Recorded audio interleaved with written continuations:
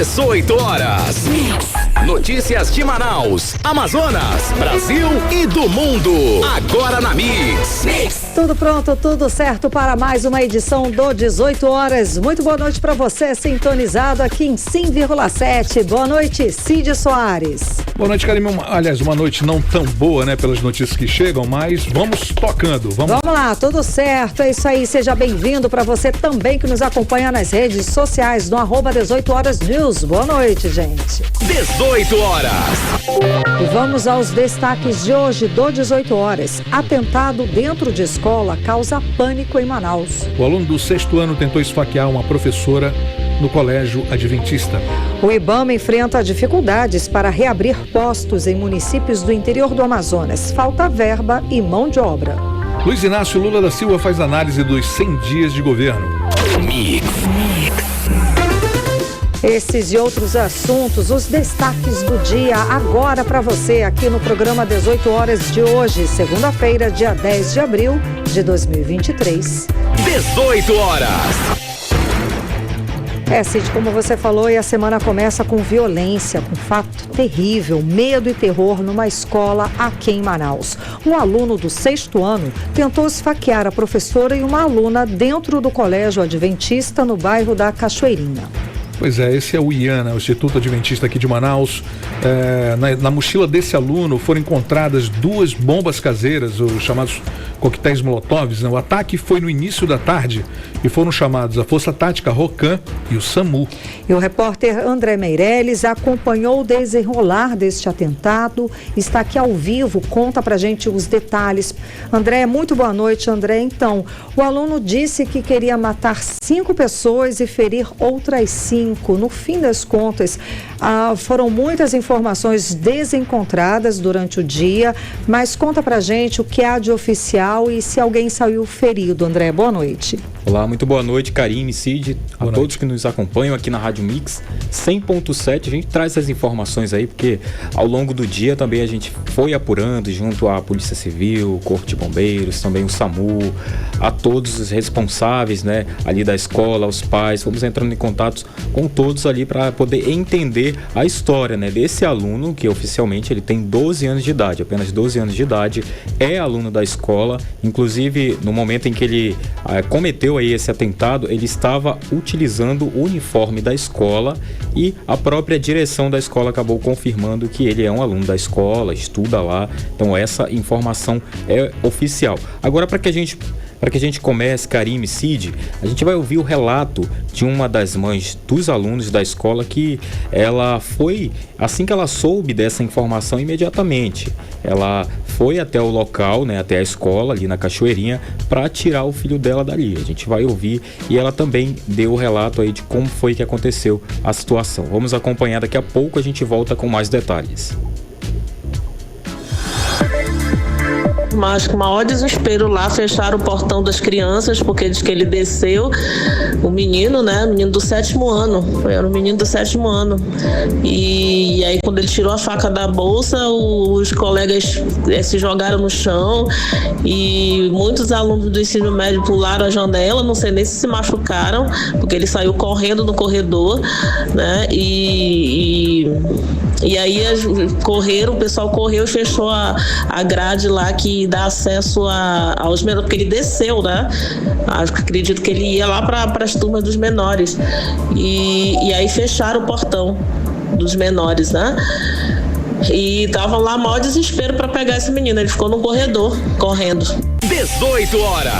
A gente acompanhou o relato de uma mãe de um aluno da escola lá no Cachoeirinha, na escola onde teve o atentado hoje, não é? Agora, André, alguma autoridade esteve no local, informou alguma coisa, falou, deu alguma declaração? Sim, Karime, Cid, olha só, a conselheira tutelar da Zona Sul 1, a Kiki Anjos, que foi até o colégio para buscar a filha que estuda ali no local, né? Além dela ir no local para saber toda a situação, ela tem uma filha, né, que estuda ali, então ela esteve ali, conversou com toda a imprensa que esteve no local. Conforme ela, o adolescente, né, ela entendeu a história, conversou também com ele, o adolescente aí afirmou né, que estava planejando esse ataque, né, atingir cerca de 12 alunos. Ele queria atingir cerca de 12 alunos e ele estava carregando na mochila ali várias armas brancas, né, que a gente chama, são facas, machadinho, entre outras coisas. Aí o relato dela, da Kiki Anjos, traz mais detalhes, a gente vai acompanhar e daqui a pouco voltamos também com outras informações. Prontamente eu estava trabalhando no Conselho Tutelar, vim para cá com a emoção muito aflorada, como ainda estou até agora, porque eu não tenho só minha filha, eu tenho... Trabalho já há 12 anos com isso, poderia estar mais tranquila, mas a minha filha estava aí dentro. Aí eu vim saber o que estava acontecendo, um adolescente planejou algo, porque foi o que ele falou pra mim, tá? Eu tenho fé pública, eu não gravei porque eu não vou fazer imagem da criança, mas ele disse ter planejado matar 5 crianças e ferir 7 dentro da escola. Ele não conseguiu matar ninguém, teve uma criança que teve os braços feridos, foi com uma machadinha, a criança já foi socorrida, está bem, mas a tensão é muito grande aqui dentro, porque são pais de alunos e está todo mundo muito, muito desesperado. Eu só saí aqui porque vou ver minha filha, que eu tranquei ela no carro e vim fazer o meu trabalho aqui, mas não morreu ninguém. Foi uma questão de atentado, sim, de um garoto de 12 anos e ele vai ser conduzido agora para a DEAI. 18 horas. A gente acompanhou a fala da conselheira tutelar da Zona Sul, Kiki Anjos, que foi buscar o filho que estava estudando nesse momento, que está lá na escola adventista, na Cachoeirinha, onde aconteceu o ataque. Agora, André, tem alguma versão do motivo, né, de qual teria sido o motivo que levou esse aluno a cometer esse ataque? Olha, a gente tem uma versão, né? Como é um aluno que estudava com ele, esse aluno acabou relatando aí também, ali bem em frente da escola, sobre o porquê, né? O motivo dele ter feito isso. Essa é uma versão desse aluno que acompanhava, estudava com ele todos os dias ali, né? E pôde conhecer um pouco da história dele e traz também pra gente esses detalhes. Vamos acompanhar. Ele sente raiva muito facilmente. Isso sempre acontece. Aí ele empurrou uma menina, fez um monte de coisa. Isso sempre acontece. Estamos na aula. Levantou. Ele entrou na sala, ele levantou, ele sempre faz alguma coisa assim, que ele não tem medo de nada. Ele levantou os braços e falou assim, olá, querida, cheguei. Aí ele começou Aí ele sentou no lugar, depois levantou, saiu correndo, a professora saiu correndo e ele foi atrás, pra tentar bater nela. Aí empurrar em cima dele, é isso. 18 horas. Então a gente acompanhou agora a fala de um estudante a respeito desse colega, desse aluno do 6º ano que teria cometido os ataques, falando que ele não tem medo de nada. Agora, o André, os pais, os responsáveis desse aluno, né, eles foram, ou os pais e responsáveis dos outros alunos também, eles foram para o local, eles se manifestaram sobre o que aconteceu? Sim. Ela se identificou como Beatriz Lucena, né, a mãe de um dos alunos, inclusive esse aluno que estudava, né, estuda, melhor dizendo, na mesma sala que esse aluno que cometeu aí esse ataque, né? Então, ela foi lá e trouxe mais detalhes, porque, segundo ela, havia um grupo do WhatsApp onde esse aluno estava e também ele começava a fazer algumas ameaças, tinha algumas atitudes, né, estranhas. Então, para a gente entender melhor a história, a mãe vai contar aí os detalhes de como tudo aconteceu. Vamos ouvir. O que aconteceu? Desde o início do ano tá tendo muito bullying na escola, muito bullying, grupo de WhatsApp que as crianças pegam, ficam se ofendendo os pais. Esse garoto que surtou agora, ele já surtou pela 2ª vez. A gente comunicou à escola que ele tava tendo esses problemas, né? E sempre foram deixando passar. O meu filho, o Bruno, ele tem dislexia, então tudo pra ele é mais difícil. E eu tô desde o início do ano falando que a escola, que na sala dele tava tendo muito bullying. Teve uma menina que saiu agora, recente da escola, que ela fez bullying com todo mundo. E esse menino surtou por causa dessa menina, né? E aí, o que aconteceu? Eu tirei o Bruno de grupo de WhatsApp, porque existem esses grupos paralelos de WhatsApp que eles ficam se ofendendo, ofendendo pai, ofendendo mãe, entendeu? E essa criança que surtou agora é o Bernardo, ele já surtou pela 2ª vez. Só que da primeira escola não fez nem... Chamou alguns pais e aí falou, mas morreu por ali. E agora aconteceu novamente. E é da sala do meu filho, né? Meu filho estuda aí. 18 horas.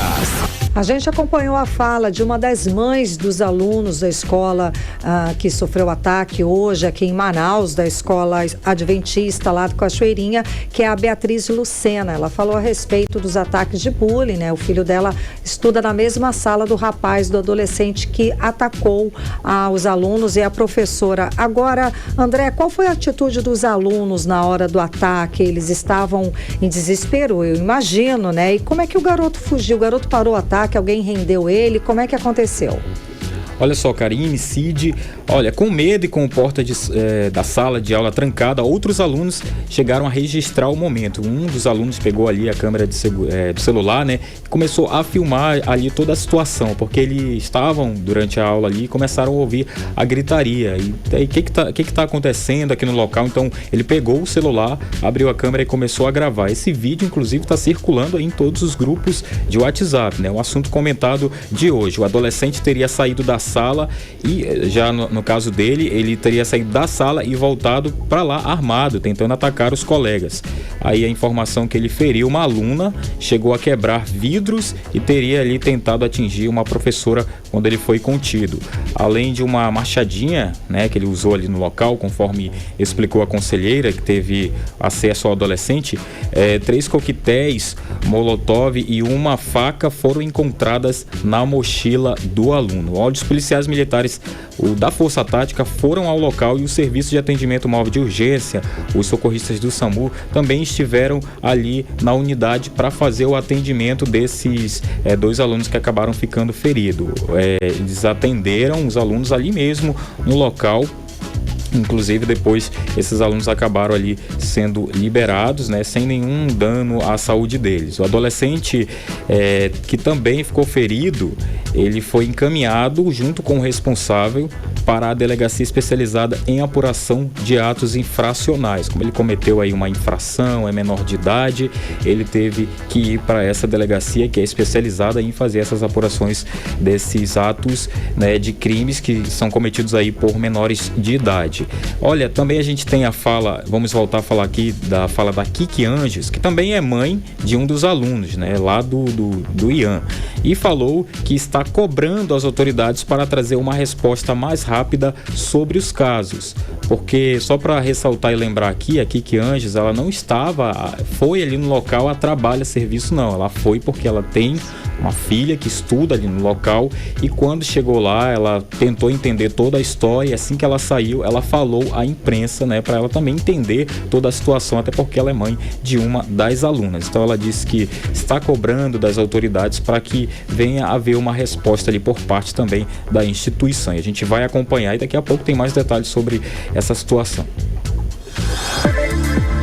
Já estão levando, a doutora Juliana Tuma já está pedindo para o delegado vir até aqui, ele já está a caminho, o delegado plantonista da DEAI já está a caminho, a polícia militar chegou aqui, eles estão fazendo um trabalho brilhante, mas agora a gente vai ter que sentar para conversar, porque isso vai ter que acabar, isso não vai ter que virar moda, porque a gente manda o filho da gente para a escola com segurança e a gente vai ter que acabar com isso, mas não é do dia para a noite, a gente vai ter que sentar, conversar com o governo e com o município para que a gente tome providências para que isso acabe. 18 horas.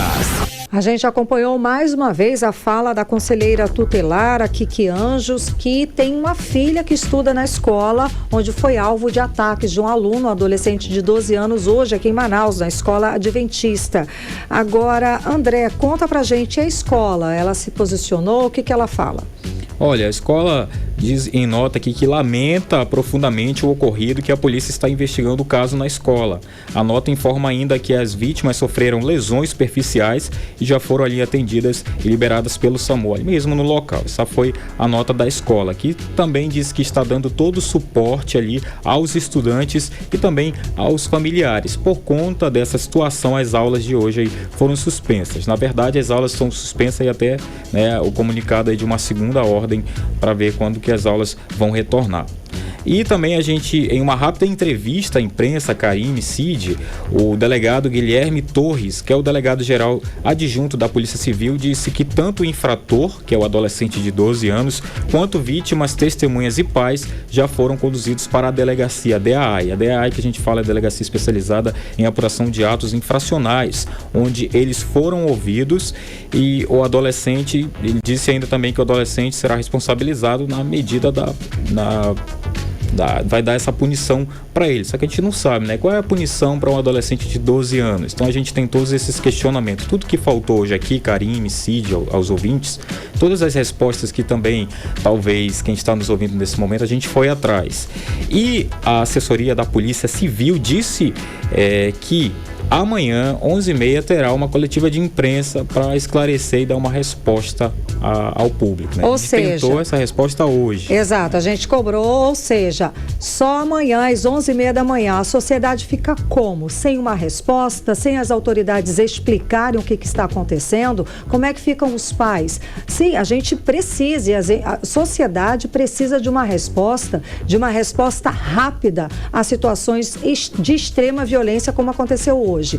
E daí a gente estamos aqui perguntando, estamos querendo saber o que aconteceu, quem era, como foi, se foi autuado, se não foi, quem estava envolvido, e ninguém tem essa resposta oficial para dar. A gente vai ter que esperar até amanhã às 11h30 da manhã. Isso é um absurdo. Coberta de razão, viu, Karime? Enquanto isso, o que proliferam? As fake news. Existem vários boatos correndo nas redes sociais, correndo nos WhatsApps da vida, e os pais e alunos, a sociedade fica como? Apreensiva, aterrorizada, sem uma pronta resposta, sem uma satisfação, que é o mínimo que o Estado deve para a sociedade. É uma satisfação. Sensação de segurança é impossível. Isso aí eu já falo que isso aí é sonho pra gente que mora aqui em Manaus, né, gente? Sensação de segurança, estamos brincando, né? Agora, satisfação.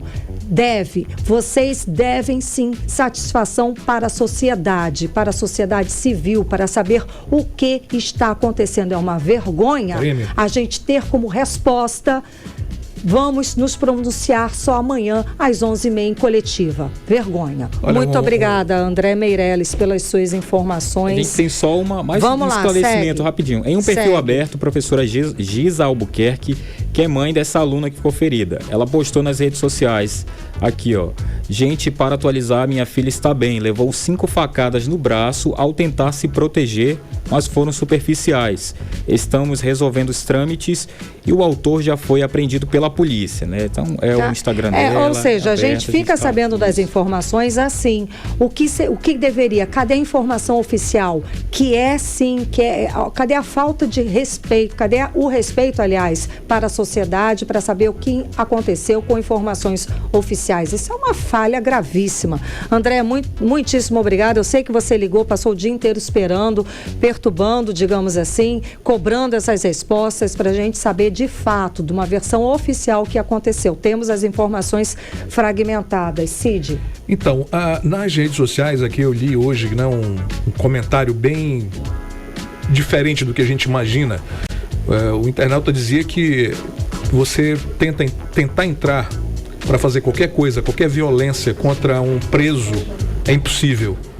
Mas você entrar numa escola hoje em Manaus e matar as pessoas é muito fácil. Não só aqui em Manaus, né, Cid? A gente tem, então existe segurança para o presidiário, mas não existe segurança para os alunos, para a sociedade das civil. Escolas. Pois é. Complicado isso. Muito complicado. Bom, como resposta ao ataque de hoje, o governo do Amazonas anunciou, agora da tarde, a criação de um comitê interinstitucional de proteção, monitoramento, guarda e segurança escolar, bem como do Núcleo de Inteligência e Segurança, como medidas para monitorar e prevenir todas as formas de violência no ambiente escolar. Bom, e segundo a secretária de Educação do Amazonas, a Cuca Chaves, esse é um momento ideal para a criação de um núcleo integrado entre as secretarias de segurança, estudantil, saúde e assistência social do Estado. E a intenção é facilitar essa comunicação aí de todo o ambiente escolar, digo aí, dos alunos, diretores, professores, para que possam falar sobre o que está acontecendo dentro das escolas. Entrevista do dia. Agora 6h21. Olha, esses atentados nas escolas, infelizmente, estão virando rotina no Brasil. E isso deixa pais, alunos, profissionais da educação e toda a sociedade apavorada. Apavorada e sem saber o que pensar, né, Cid? Muitos pais já não querem levar seus filhos para a escola. Amanhã, por exemplo, acho que muitos não vão levar os filhos para o colégio. A insegurança é total, sim, ainda mais sem ter informação oficial da polícia para a gente saber o que aconteceu.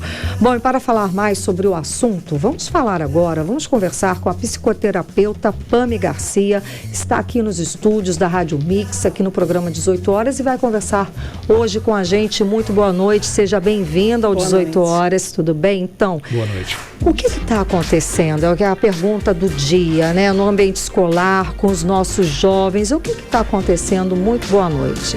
Boa noite, Karime. Muito obrigada. A notícia ela não é muito boa, né? Sim. Porque, na verdade, se a gente for analisar o cenário, ele não é um cenário estudantil, ele não é um cenário dentro de uma escola, é uma situação generalizada. Então, o convite é para que todos revejam suas questões, para que todos estejam atentos com suas questões emocionais. Tudo isso vai lá antes. Vai bem antes. Porque a gente vê reações violentas, assim, em vários contextos. É claro, hoje foi nesse contexto de escola, né? Semana passada também lá em São Paulo. Mas realmente a gente está vendo a sociedade como um todo reagindo de uma forma mais violenta. Agora, na questão dos jovens, a gente está falhando porque aí tem toda essa interação família-escola. Sim.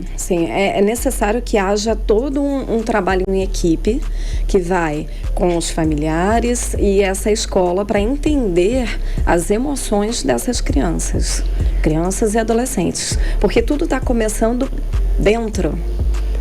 Quando você vê... O que você está falando seria na inteligência emocional. Sim. Mas não piorou de um tempo para cá, depois da pandemia, não sei. Sim, porque qual a sua análise? Vamos até antes da pandemia. A partir do momento que a nossa tecnologia se tornou mais acelerada, tudo acontece muito rápido. A gente ouviu relatos de grupos de WhatsApp. Então, o que antigamente a criança levava, amanhã ela ia ouvir o bullying, ela está em casa e continua ouvindo esse bullying através das redes sociais, através dos grupos e tudo mais. Então, isso acelera, isso faz com que essa criança que está aprendendo agora a administrar suas emoções, seus pensamentos, tenha um turbilhão muito grande de informação mesmo. Seja bombardeada com maior volume, maior intensidade, de uma forma mais fácil. No caso de hoje, exemplo, o atentado foi numa escola particular. A maioria dos alunos são de classe média, que prega valores cristãos, justamente o contrário desses atos de violência. Esse ódio, essa violência toda aí, é resultado de quê, exatamente, na sua opinião? Falta de pausas. É preciso que alunos, familiares e inclusive a própria escola faça pausas para inserir dentro desse contexto do dia a dia do aluno mais autoconhecimento, observação de si, porque você nunca vai conseguir, porque vamos pensar no agressor. Vamos focar nele. Ele nunca vai conseguir entender que não é através da agressão física, verbal e moral que ele vai solucionar suas questões, porque ele está ali com a machadinha na mão tentando solucionar um problema que está dentro dele. Ele acredita que dessa forma ele vai extravasar, ele vai mostrar que ele tem certo poder, ele vai querer chamar atenção.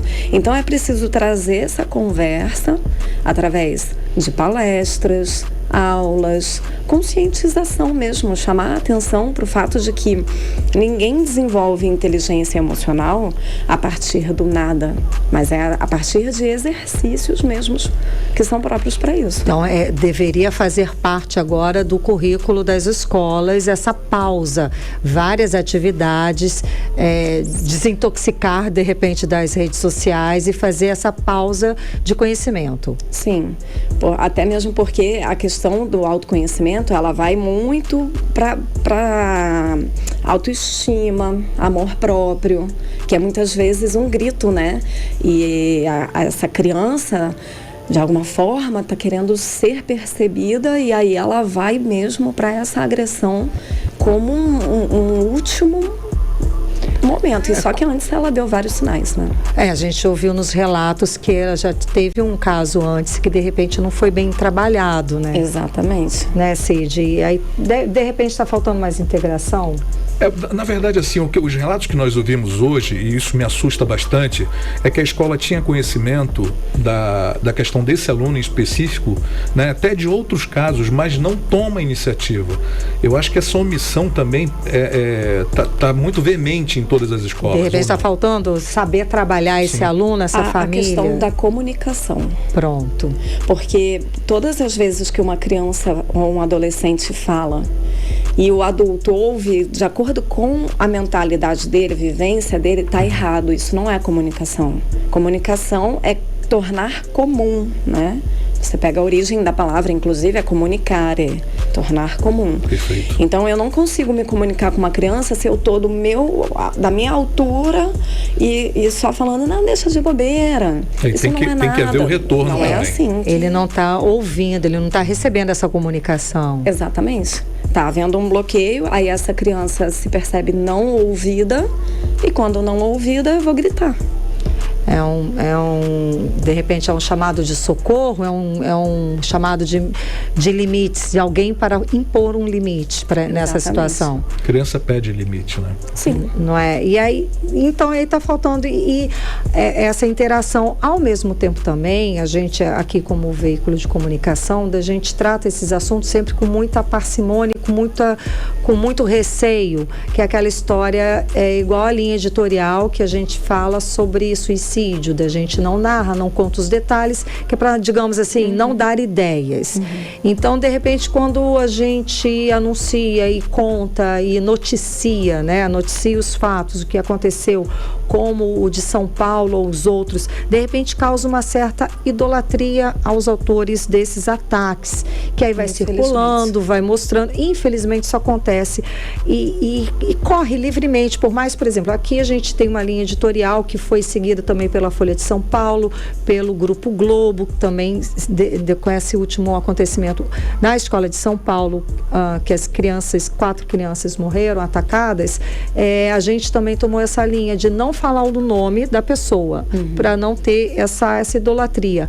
Mas nas redes sociais circula o nome, a cara da pessoa, o que foi. Será que isso também não contribui, não dá ideia, não contribui, não dá uma idolatria para a pessoa que já está meio triste, que já tem uma predisposição? Sim, com certeza, porque coloca aquele personagem como uma figura heróica. Pronto. Se ele é capaz de gritar, se ele é capaz de se libertar de toda essa situação, eu também posso. E aí, por isso que como modelo.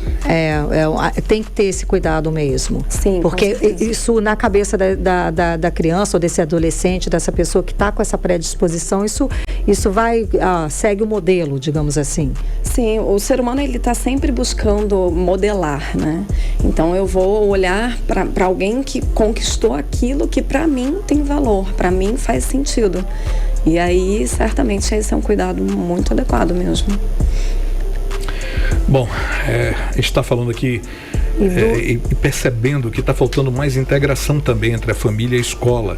Como é que os pais podem identificar nos filhos esse comportamento diferente que possa indicar que ele esteja pensando, planejando um atentado? Até porque a gente percebeu também nos vídeos, eu vi um dos vídeos aí que os garotos começaram a gravar e a quantidade de palavrão que eles falaram numa sequência de menos de 1 minuto é um absurdo. Não se fala daquele jeito, ainda mais crianças dentro desse regime. O que é que está acontecendo? Está faltando o que nessa relação? Está faltando parar e perguntar, como foi seu dia? E não apenas perguntar levianamente, porque tem obrigação de perguntar, mas ouvir e acompanhar mesmo. Talvez, e eu faço um convite para esse ouvinte, de olhar assim, eu conheço os nomes dos colegas do meu filho, eu conheço o nome da professora. Se não conhece, não quero que o ouvinte se sinta culpado ou coagido, não. É um lembrete. Nós estamos assim, né? Todos nós estamos nesse mesmo barco. Então é um convite para lembrar da vida do outro, né? E certamente deixar um pouco de lado aquilo que está tomando o espaço que não está te permitindo conversar de verdade com o seu filho. Perfeito. E perguntar como você se sente, o que você pensa diante disso.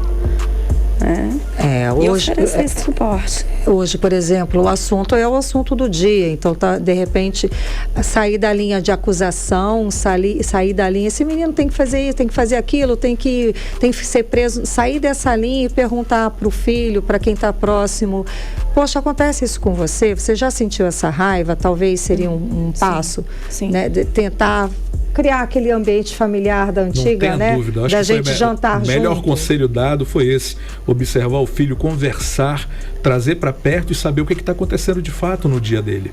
Sim. Seria uma forma, sim, né? Agora a gente tá vendo a idade muito comum desse 12 anos, o de São Paulo, um outro rapaz de 13, também, né, adolescente.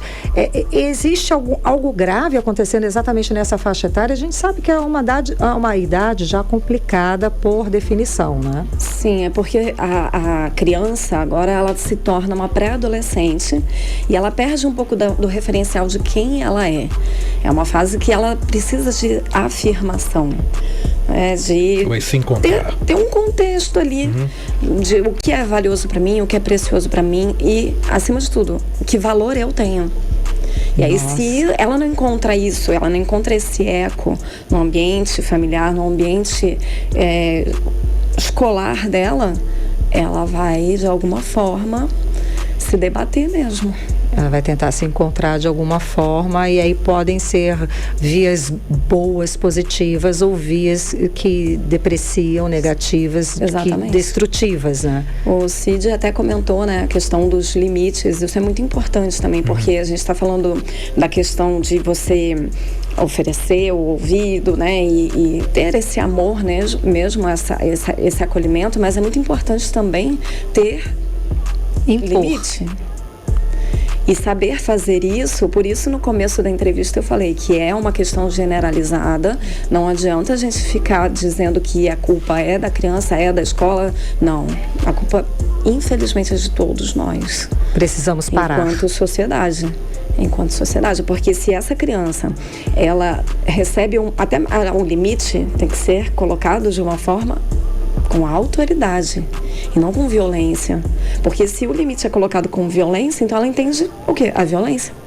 A violência, ela é aprendida. Essa criança, ela não, do nada isso manifestou dentro dela, não, ela observou isso em algum momento da vida dela e ela está só replicando. Que a violência era a forma com que ela poderia acabar com o bullying, com o sofrimento, ou seja lá o que essa criança esteja passando ou sentindo. Exatamente.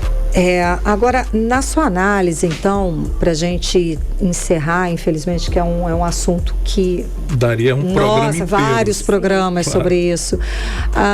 Eu sei que as pessoas estão aflitas, estão todos aflitos, querendo saber o que aconteceu, o que fazer, porque se você não tem filho dessa idade, você tem um sobrinho, ou você tem um filho mais novo, e você, meu Deus, será que meu filho vai passar por isso? O que eu vou fazer? O que eu posso fazer? Então, a gente poderia dar alguns conselhos para a gente, nós, como sociedade, porque, de repente, a merendeira da escola poderia ter escutado essa criança de alguma forma, não é? Sim. A vizinha pode ser, eu posso ter um vizinho, um rapaz, né, ou uma menina que esteja querendo ser ouvida por alguém e, de repente, eu posso ajudar de alguma forma. Como que a gente pode ajudar? Assim, poderia dar umas três dicas, uns três exercícios para a gente melhorar como sociedade? Sim, as pessoas precisam ter empatia. Então, o exercício de empatia é o exercício de eu tentar colocar no lugar da pessoa. Não diante de mim, mas tentar imaginar dentro do contexto do que ela vive, dentro de como é a família dela, como ela está se sentindo. Né? Então, é a imaginação mesmo, se colocar no lugar dessa pessoa para poder fazer isso.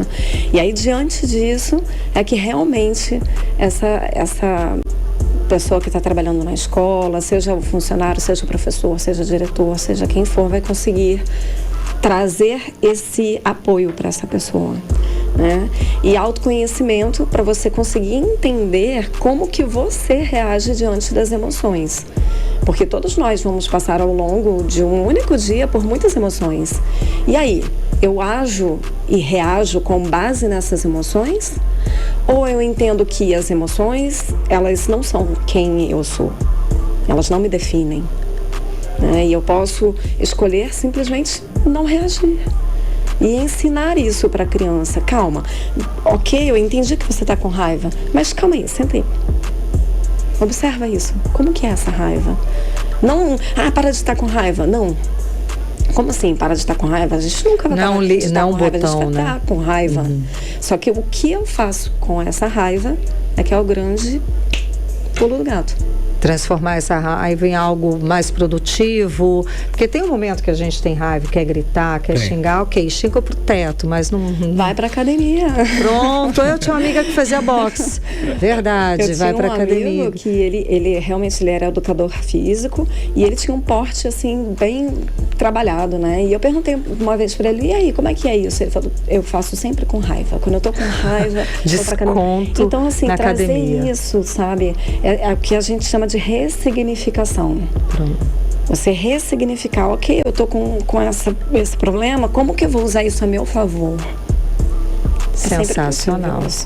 Sensacional. Muitíssimo obrigada pela sua presença. Agradeço a presença. Conversando com a gente hoje aqui no 18 horas. Muito obrigada. Conversamos com a psicoterapeuta Pami Garcia. 18 horas. Bom, e o IBAMA ainda enfrenta dificuldades para reabrir postos em municípios do interior do Amazonas. Entre essas dificuldades está a falta de recursos e até de mão de obra. E a intenção, Cid, é reabrir os postos nos municípios de Humaitá, Tabatinga ainda este ano. E a repórter Nathalie Moraes explica mais sobre o assunto para a gente.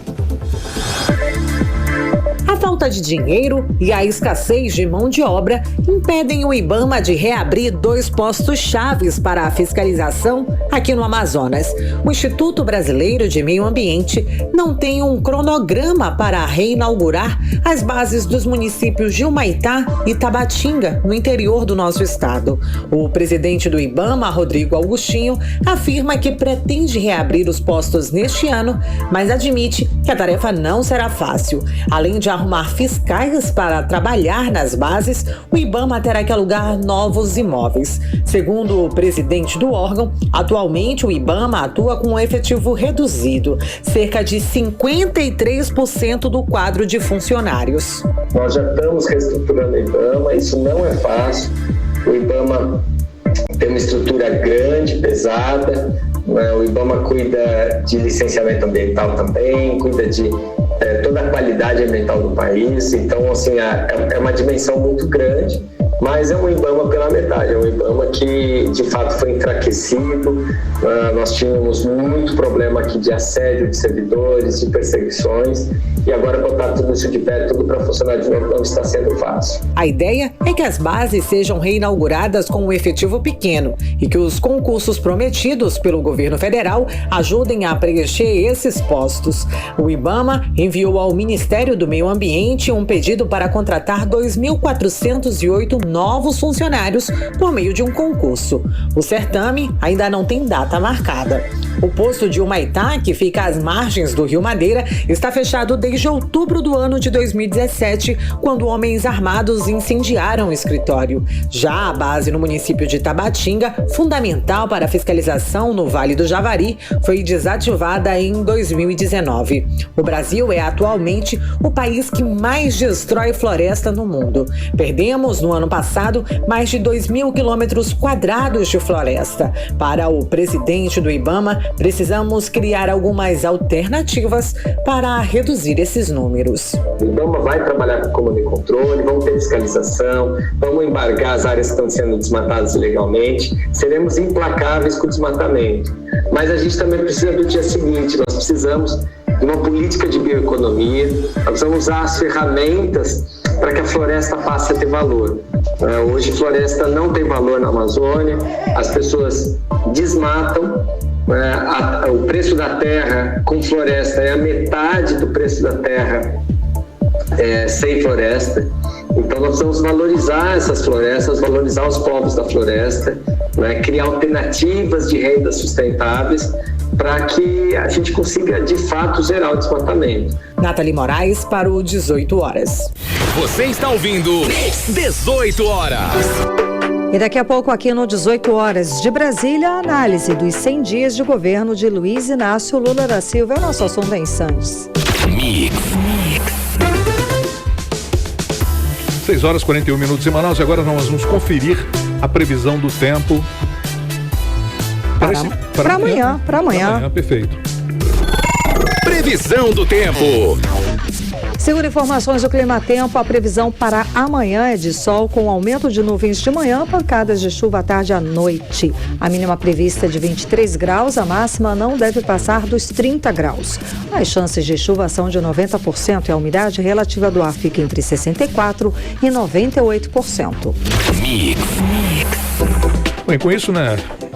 Rio Negro subindo aí mais 3 centímetros de ontem para hoje, elevando o nível no Porto de Manaus para 26 metros e 28 centímetros acima do nível do mar. 18 horas.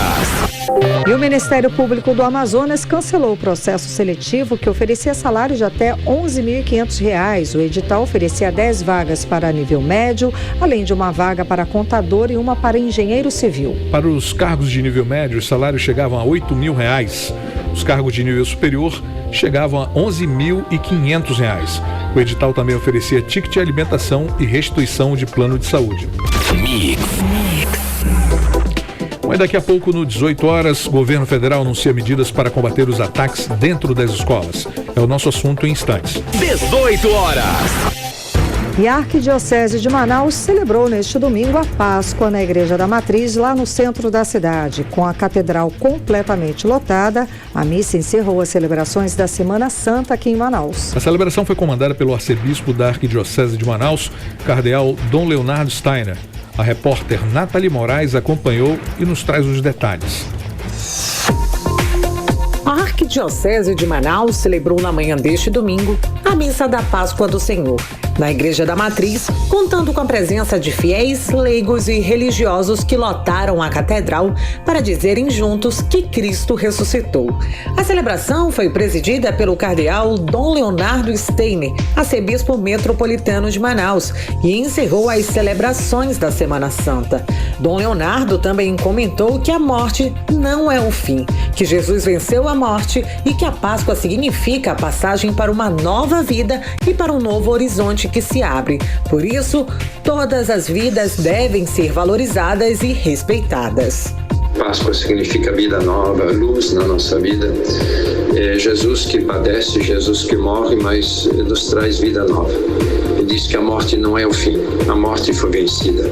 E isso abre um horizonte novo para o nosso existir, para a nossa vida. Para que em Cristo a vida não termina com a morte. A morte é uma passagem como foi para Jesus. É isso que nós celebramos hoje no dia da Páscoa. Páscoa, a palavra Páscoa aqui quer dizer passagem. A passagem, assim como o povo do Egito, saindo do Egito, atravessou o Mar Vermelho, a passagem, assim também nós fazemos a passagem de Jesus da morte para a vida, e na sua passagem nós celebramos também a nossa passagem. Após a celebração da Páscoa, a Arquidiocese de Manaus organizou um café da manhã de Páscoa destinado às pessoas que vivem em situação de rua. Foram preparadas mais de 100 refeições completas para as pessoas que vivem nas ruas próximas à Igreja da Matriz. Nathalie Moraes para o 18 horas. Você está ouvindo 18 horas. Agora faltando 15 para as 7, olha, o governo Lula completou hoje 100 dias. Um início de governo tímido, com poucas realizações. Um governo que começou tendo que enfrentar atos golpistas, crise humanitária nas terras indígenas e reação do mercado financeiro. Período marcado também por um embate do presidente Lula com a direção do Banco Central por conta da elevada taxa de juros. E nesse curto tempo, Cid, o governo Lula relançou o Bolsa Família, o Programa Mais Médico e aumentou os recursos da merenda escolar. E hoje o presidente Lula fez um pronunciamento sobre esses primeiros 100 dias. Para falar mais sobre esse balanço, vamos chamar agora o nosso correspondente, o jornalista Carlos Eduardo Matos. Cadu, boa noite, Cadu, seja bem-vindo, Cadu. Cadu. Então, o presidente Lula está satisfeito com o desempenho do governo? Qual a avaliação dele desses 100 dias de governo? Cadu. Excelente pergunta, viu, Karine? Qual a avaliação dele, né? Parece que ele está otimista, né, Karine? Pronto. Boa noite para você. Boa noite, Carlão. Carlão não, pelo amor de Deus. Cid Soares. Relaxa, tá tudo certo. Força do hábito. Força do hábito. Tudo certo, Boa Cadu. noite, meu querido Boa Cid noite. Soares. Boa noite, ouvintes do programa 18 Horas. Hoje o presidente Lula fez uma reunião com toda a sua equipe ministerial para celebrar, isso mesmo, celebrar os 100 dias de terceiro mandato. O evento de hoje foi para mostrar otimismo, positividade, que o governo está coeso, que os obstáculos estão sendo vencidos, enfim, mensagens subliminares, né, Karine? E que são importantes aí para o marketing dele. E nesse sentido, Lula fez um pronunciamento, dizendo que se ele parar para ouvir o que o mercado vem falando, o que o FMI vem falando, o que a oposição vem falando, ele não vai conseguir governar. Então eu separei um trechinho desse discurso do presidente Lula para mostrar para vocês. Vamos ouvir. Eu queria dizer para vocês que o meu otimismo não é exagerado. Eu, se não acredito numa coisa, eu não faço. Nós temos que acordar todo santo dia com a consciência e com a certeza que é a nossa posição positiva, a nossa posição de confiança que vai fazer a sociedade brasileira ter confiança. Ninguém acredita num governo que levanta todo dia: o PIB não vai crescer, porque a economia não está muito boa, porque o FMI disse tal coisa, porque o Banco Mundial disse tal coisa, porque o mercado financeiro disse tal coisa. Olha, se a gente for governar pensando nisso, é melhor desistir. 18 horas.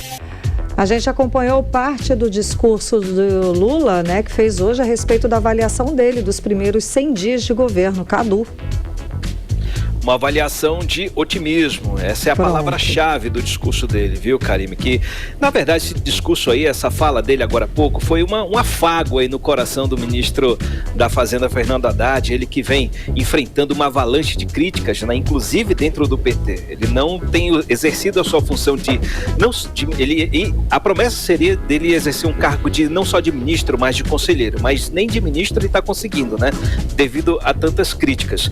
Mas ele não escapou, viu, Karine? Eu lembrei de você, porque Lula cobrou dele, nesse discurso aí do ministro Fernando Haddad, o lançamento do programa Desenrola, que deveria ter sido lançado em fevereiro. Pronto. Lula deu uma encarcada nele lá, ele disse que, olha, deveria ter sido lançado, era para estarmos colhendo os frutos agora e não colhemos, então ele deu aquela chamada no homem lá.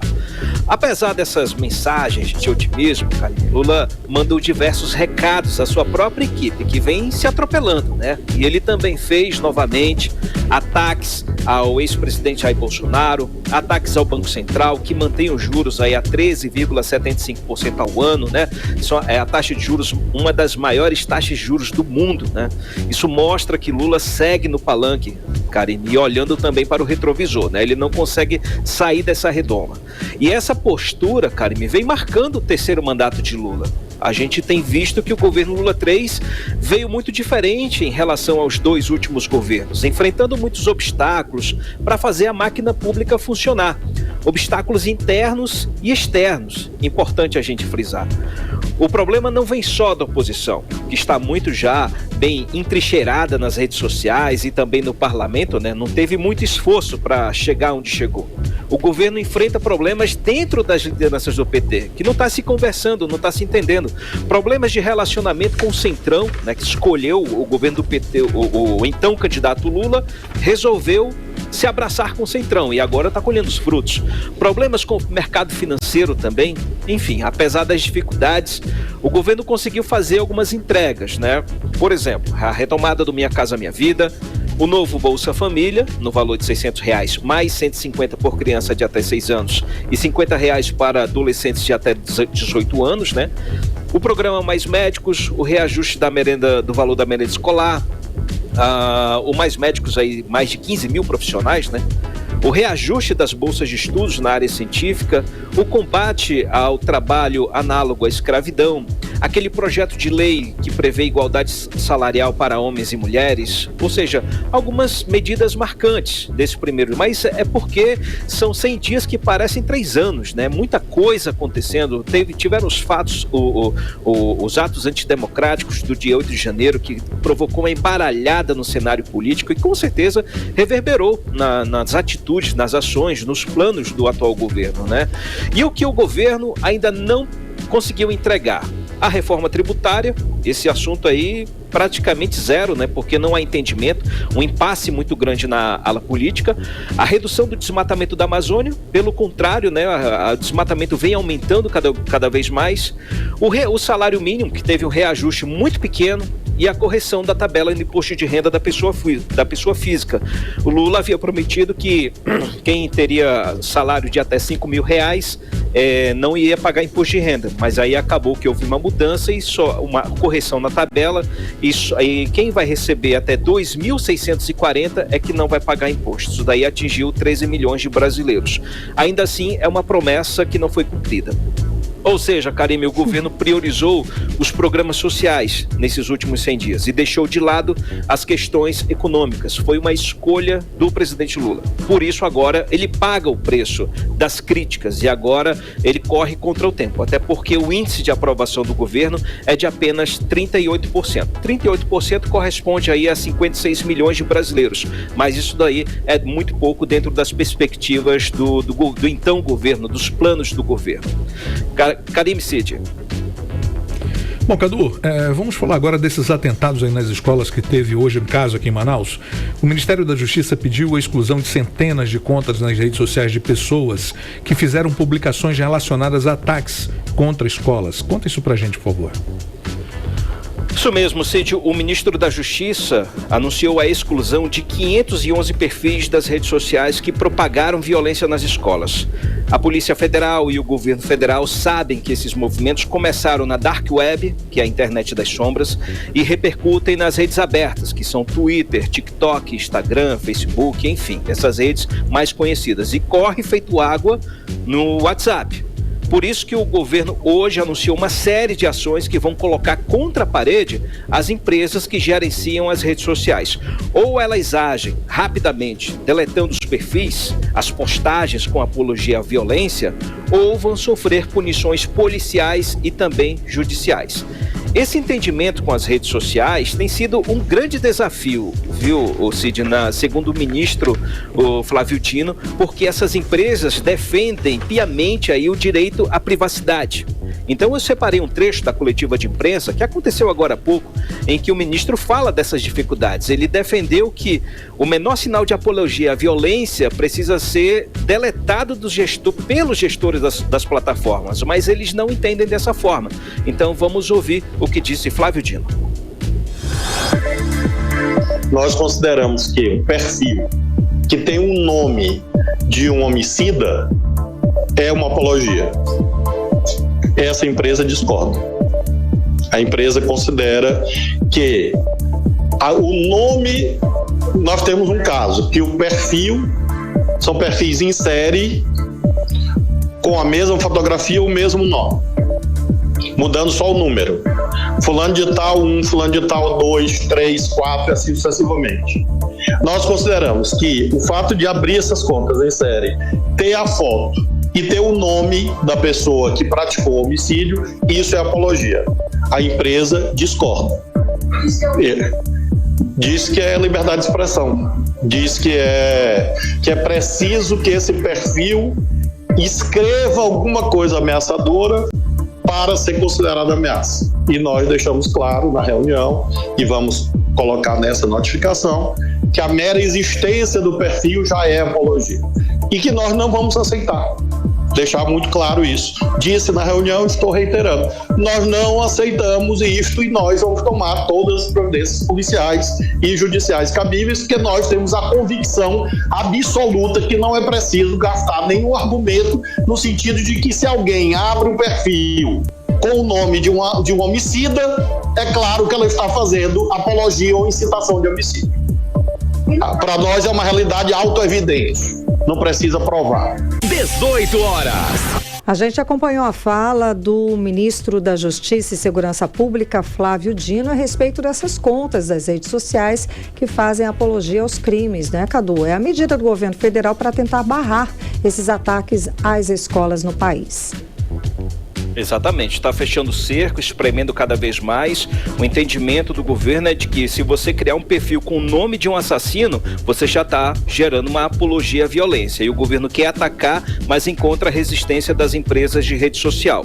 Karime, o ministro Flávio Dino, nesse discurso, nessa coletiva, ele fez inclusive uma associação entre os atentados de hoje nas escolas e os atentados antidemocráticos do dia 8 de janeiro, aqui em Brasília, dizendo que se tratam de ecos e reverberações da cultura de violência que foi estimulada, nos últimos 4 anos. Ou seja, Karime, o governo está reforçando a vigilância nas redes sociais e está buscando meios para prender as pessoas que estão nas redes sociais, estimulando a violência, e se o autor for menor de idade, responsabilizar os pais dessa pessoa. Então, quem está nos ouvindo aí e fez postagens apoiando a violência como resposta ao bullying, fique sabendo que o teu perfil aí já foi visto pela Polícia Federal. E aqueles que estão por trás desse movimento também estão sendo identificados. Volto com vocês. Karime Cid Soares. Obrigada pelas informações, Cadu. Boa noite, bom trabalho. Tchau, tchau. Tchau, gente. Um abraço. Até mais. Agora em Manaus, 6h57. Vamos falar sobre os bastidores da política local com Cíntia Blink. Cíntia, muito boa noite, Cíntia. Então, o governador Wilson Lima também fez balanço dos seus primeiros 100 dias de mandato, de novo mandato, não é nem mesmo? Conta pra gente, Cíntia. Oi, Karime, Cid, todo mundo que está com a gente aqui na 100.7. Sim, o Wilson Lima também completou seus 100 dias e também fez aí um balanço desse marco. E aí vamos fazer um raio-x aqui das principais frentes. Quando a gente fala de educação, por exemplo, na área educacional, tem uma insatisfação, né, de que os professores... em relação ao trabalho, a gente tem visto protestos. No dia 5 de abril, os professores protestaram em frente à sede do governo, pedindo reajuste de 25%. Em nota, o governo informou que o reajuste referente à database de 2022 está em estudo orçamentário. Aí, pulando ali para a parte da saúde, na área da saúde houve a realização da primeira cirurgia de implante coclear da rede pública do Amazonas. O procedimento foi realizado no Hospital Delfina Aziz, na zona norte de Manaus. Teve também na saúde pedido ali de pagamento para o pessoal terceirizado, que aliás é um problema crônico, assim, todo ano tem, sai mandato, entra mandato e a gente sempre noticia sobre isso.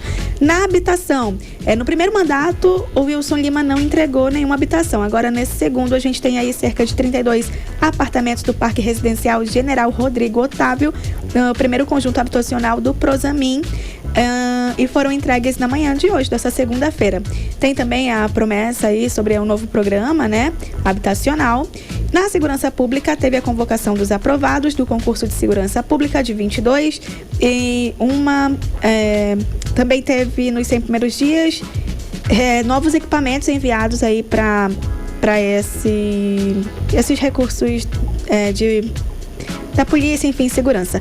Quanto a problemas na área da segurança, Manaus e o Amazonas, na verdade, não é muito o forte da cidade ou do estado, né? Os assaltos a ônibus, por exemplo, é um problema tão frequente que as pessoas estão desistindo de fazer BO porque não tem uma resposta efetiva. Ok, faz o BO, mas aí qual o resultado disso? Não há qualquer resposta, não há um trabalho sério feito ali pela polícia, então as pessoas desistem de fazer o BO.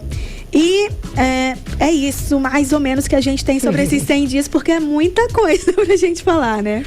Blink, hoje teve também posse na Manaus Cult. O que é que se pode esperar dessa nova direção do órgão de cultura do município? Tá tendo um pouquinho de polêmica aí, Cid, porque o diretor da Manaus Cult, ele é um pastor evangélico. E aí há uma resistência ao nome do Oswaldo Cardoso Júnior. Mas o prefeito, hoje foi dia de posse, né, garantiu que o envolvimento dele com a religião não vai atrapalhar o trabalho na frente aí da Fundação Municipal de Cultura, Turismo e Eventos, a Manaus Cult. Aí o prefeito falou dele mesmo, falou, eu sou evangélico, o titular aqui também mas uma coisa, outra coisa, o prefeito é o prefeito de todos e o secretário é evangélico, mas é secretário de todos. Só que aí logo depois disso o prefeito disse que a gestão municipal vai continuar investindo em eventos religiosos cristãos, porque isso faz parte da democracia também. Karime. Agora, o novo presidente do Manaus Cult também vai ter reunião fora, né? Vai para Brasília buscar incentivos, então pelo menos ele está prometendo muita coisa, né, Cíntia? Tá prometendo e a gente espera ver cumprir. A gente não só espera como fica em cima, vamos cobrir aí vamos cobrar. Exatamente. Tá ótimo. Muito obrigada pelas informações, Cíntia Blink. Boa noite, bom trabalho. Tchau, tchau. Boa noite, até amanhã. Mix. Muito bem, agora 19h01, vamos direto para o nosso editorial 18 horas. Editorial 18 horas. A violência no ambiente escolar é um problema grave e crescente no Brasil. Escolas que deveriam ser um ambiente seguro e acolhedor para os estudantes se tornaram palco de diversos tipos de violência, como bullying, agressões físicas e verbais, ameaças e até mesmo homicídios. Essa violência não afeta apenas os estudantes, as famílias, mas também professores, funcionários e toda a comunidade. Além disso, a violência no ambiente escolar pode ter consequências graves, como o abandono dos estudos, o aumento da evasão escolar e até mesmo o comprometimento da saúde mental dos estudantes e professores também. O caso de hoje aqui em Manaus é exemplo disso. Um pré-adolescente de apenas 12 anos, portando uma faca e bombas caseiras, tentou matar uma professora e outros alunos. É o ódio, é a violência tomando conta do ambiente escolar. É importante lembrar que a violência nas escolas é um reflexo da violência presente na sociedade. É necessário, portanto, que haja uma mobilização da sociedade como um todo para combater a violência por meio da valorização da educação, da cultura de paz e do respeito aos direitos humanos. O problema é grave e exige ações imediatas. É preciso investir em políticas públicas, promover o diálogo e a escuta ativa. É preciso mobilizar a sociedade como um todo para construir um ambiente escolar mais pacífico e acolhedor para todos. 18 horas. 18 horas de hoje fica por aqui. Agradeço a sua companhia. Cid Soares, boa noite. Boa noite, Karime, e a todos que nos acompanharam até agora. Até amanhã. Tchau, gente. Obrigada pela companhia. Até amanhã. Você ouviu 18 horas. As notícias do Brasil e do mundo. De volta amanhã.